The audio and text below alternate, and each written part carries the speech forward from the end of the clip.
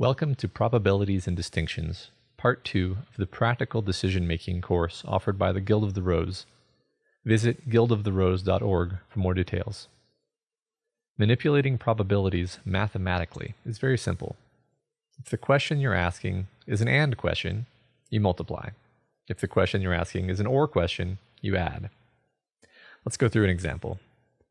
If a parking lot is full of an equal number of red, green, and blue vehicles, in other words, 1/3 odds, or 0.333 repeating of each color, and you happen to know that in your current location, 40% of vehicles on the road are stick shifts, or manual transmission vehicles, then what are the odds that any randomly selected vehicle will be blue and a stick shift? That's an AND question. So you multiply 1/3 times 0.4, yielding 0.1333, etc., or 13.33%. Now, what are the odds that a particular randomly sampled vehicle is an automatic transmission or is red? This is not actually so straightforward.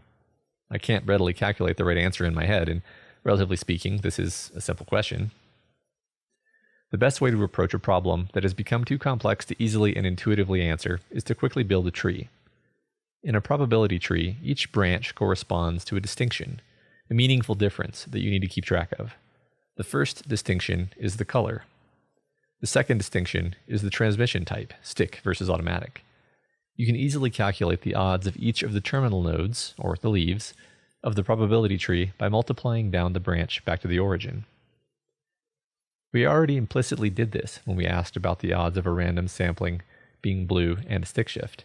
We only needed to think about one leaf, going from the origin through blue and stick shift. So it was simple. Returning to the question, what are the odds of a particular randomly sampled vehicle being automatic transmission or red? The way to answer this is to add up the terminal nodes corresponding to the categories that you're looking for. And interestingly, we've now uncovered an annoying ambiguity in English because it's not clear whether the node corresponding to both red and stick qualifies. Did we mean or inclusive, or did we mean or exclusive?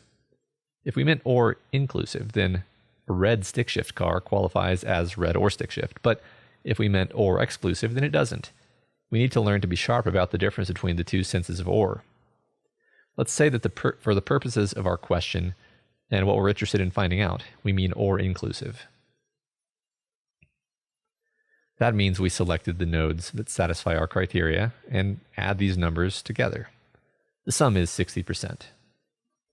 Part of your homework this week is to start an account on the website Metaculus and to begin making one prediction per day on one of the many existing questions.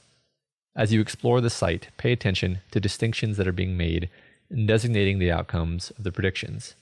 Don't hesitate to collaborate with your cohort.